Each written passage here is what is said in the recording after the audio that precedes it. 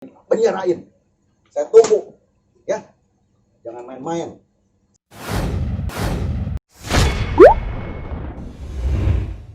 Nah, selamat sore nih ya semua teman-teman ya. Jadi saya kan ngeliat kemarin itu ada apa tayangan ya di vlognya Baim ya. Hah? Sama Tribun itu coba bisa ada ini. Udah ngomong dulu aja ngomong. Nah, jadi ada tayangan dan ada posting ya berita. Nah ini, wah luar biasa ya, ketemu pengacara Hotmas Sitompul, Baim Wong akan penjarakan sosok ini. Baca-baca siapa yang mau dipenjarakan? Saya aja nggak berani ngomong itu, memenjarakan. Itu satu ya. Saya nggak tahu, ada yang hadir nggak Tribun? Nggak ada ya? Tribun nggak ada yang hadir ya? Nggak ada. Nah saya mau tanya ini, Tribun Bogor katanya Astrid ini udah terima uang, Bunda Astrid udah terima duit pembayaran, udah dibayar katanya. Ini siapa yang ngomong? Saya mesti klarifikasi dulu nih sama wartawannya nih. Saya harap tadinya bisa hadir. Terima, siapa yang terima, siapa yang bayar, ceritanya bagaimana, ya? Saya bingung. Ini kalau saya lihat ini seolah-olah apa benar ada wawancara atau bentuknya apa? Kalau saya lihat kelihatannya dari press release gitu. Tapi seolah-olah kayak wawancara. Siapa yang tanya? Nggak tahu nih siapa yang salah, siapa yang benar. Karena kalau wartawan kan yang penting ada fakta, ya kan, ada sumbernya. Ya. Tapi kalau enggak, nah ini udah nuansanya fitnah ini nanti. Kalau nggak ada sumbernya gitu loh. Saya nggak tahu siapa yang salah. Ya. Saya berharap nih yang pasang berita ini wartawannya bisa kita komunikasi gitu loh ya, supaya karena saya nggak melihat di vlognya Baim juga pengacaranya ngomong sudah dibayar, nggak ada tuh omongan ya kan. Oke, itu yang pertama ya. Yang kedua, saya lihat di vlognya Baim panjang itu, video durasinya lumayan itu ya, ketika pengacaranya menjelaskan bukti-bukti yang terjadi di persidangan Baim. Ya. Jadi bukti-bukti surat, katanya bagaimana bisa kalau ketemu Baim 17 Januari, sewa mobil 8 Januari, kemudian 10 Januari sewa kantor ya, saya nggak tahu ya terbalik atau gimana, pokoknya kurang lebih begitu. Nah, itu artinya apa? Ini ada bukti palsu, jangan main terima aja nih. Kalau dari prinsipal atau dari klien memberikan bukti, jangan langsung dipakai, ini bukti palsu ini. Saya kaget, saya baca itu. Oke. Ya, Oke, Bunda Astrid mungkin menanggapinya dengan isu biasanya kalau ibaratnya kalau nggak ada asap nggak ada api lah. Enggak, ini murni ini dulu. Ini murni, ini masalah hukum dulu. Karena dibilang bukti palsu, nggak bisa ditanggapi gitu loh. Ya, yang harus tanggapi kan memang harus jelasin betul, saya. Betul. Ya. Jadi kalau bukti palsu itu harusnya artinya apa? Surat palsu, ya, yang diajukan ke pengadilan. Artinya ada hakim, benar nggak? Hakimnya ngomong gitu nggak? Diajukan nggak di pengadilan bilang ini bukti palsu? Kan tidak ada dalil. Kan dia ada si salah satu lawyernya. Kadang-kadang ya saya nggak tahu ya siapa saja yang hadir, bisa si A, si B, si C, itu kan banyak timnya. Nah, yang penting pihak dia ada yang hadir dan tidak ada menyatakan itu bukti palsu. Tiba-tiba kok dia dikatakan itu bukti palsu. Dari mana palsunya? Kalau yang namanya 17 Januari ya dibandingkan dengan 8 Januari, 10 Januari ya. Lah, saya kan nggak perlu jelasin yang namanya satu kronologis. Ketemu 17 bukan berarti 17 baru dikontak. Sebelum-sebelumnya pasti sudah dikontak. Persiapan orang sudah bikin.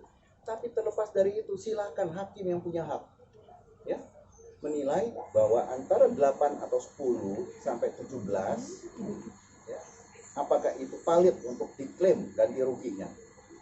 Tapi jangan bilang bukti palsu ya. Nggak boleh itu tuduhan ya. Jadi itu maksudnya apa? Saya nggak ngerti itu. Saya nanti akan minta klarifikasi. Jelas itu pasti. Ya. Yang kedua, dikatakan saya juga, ini ternyata pemiliknya juga ada pengacaranya juga. Emang ada larangan? Pasal berapa? Dengar, ya. Pasal berapa larangannya itu? Apa yang dilanggar? Nggak ada, ya. Nggak usah bikin-bikin deh, ya. Mereka itu sudah mendalilkan pada awal, pada eksepsi, ya. Eksepsi ditolak.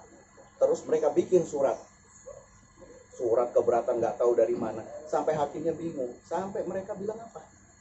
Ya ini jadiin bukti aja. Loh, belum acaranya bukti, ngerti nggak aturan? Akhirnya hakimnya bilang, sudah kalau gitu dari penggugat juga boleh bikin surat, dan kita buat itu surat. Ada, ya, surat pengacara kok dijadikan bukti, ya. Terus komplain, bilang kiri kanan, dan mesti tahu ya, kalau ada komplain nggak ada ahli, silakan. Kalau kami punya ahli, silakan juga, ya. Kalau namanya orang hukum tidak pernah kuliah di ekonomi, jangan bicara soal itu. Orang ekonomi, saya ini dulu sebelum hukum ambil ekonomi, ya. Di sana ada pendidikan mengenai hukum dagang, ya, mengenai hukum ekonomi, KUHD, ya. Di sana tuh ada pelajaran perikatan, perjanjian, pasal 1320, 1338 itu sudah menjadi mutlak pemahaman orang ekonomi, ya. Nah, dia di persidangan komplain begini begitu, wah ini kan yang menjadi sang ahli itu bukan orang hukum, nggak perlu. Ini bisnis. Yang penting orang itu memperlihatkan. Jadi saya bilang, kalau memang hebat mau penjarain. Saya tunggu, ya. Jangan main-main. Saya tunggu, ya. Dengar, saya tunggu, ya. Saya tunggu, dan bukan berarti saya juga tidak bisa melaporkan kalian, ya. Kalau kayak begitu, ya. Saya tunggu. Jangan membuat suatu berita-berita yang konyol, ya. Dari kemarin saya sudah sabar. Siapa yang sabar? Kalian yang harusnya tahu diri, ya. Saya tunggu, ya. Bang, ini tujukan kepada siapa, Bang? Yang tadi ke yang pembuat berita. Pembuat berita atau siapapun, ya. Kalau memang ini tulisannya benar dari Baim, saya tujukan ke Baim. Saya mau tanya, kalau ini fitnah wartawannya, ya. Dan kalau Hotma suruh laporin pengacara, baik, saya tunggu, ya. Siapa yang mau dilaporin? Saya tunggu. Nggak ada masalah, ya. Tapi saya juga bisa menuntut balik, ya. Ingat itu, pelanggaran kode etik juga ada, ya. Mas, ini ada informasi belum tuh wartawan sendiri itu udah dihubungin? Saya belum, ya, belum. Saya belum berpikir. Kami lagi ada kesibukan yang lain, ya. Jadi ingat gitu. Jangan keterlaluan kalau buat berita. Hotma itu ketemu saya kemarin, diem aja kok. Dia lihat saya sidang di Pengadilan Jakarta Selatan. Saya coba tunggu, mau ngomong apa, tidak. Malah dia bilang sidang saya bagus katanya. Dia bilang sama satu orang, ya, saya jadi bingung nih. Apaan sih ngomong kayak begini? Kok jadi menilai dan membuat tuduhan mengenai aku? Jangan begitu, ya. Kita juga ada rasa sabar. Saya nggak peduli mau bagaimana, ya. Itu yang mesti dipikirkan, ya. Jangan begitu. Itu klarifikasi dari saya. Tanggapan tentang apa yang dia lakukan, ya.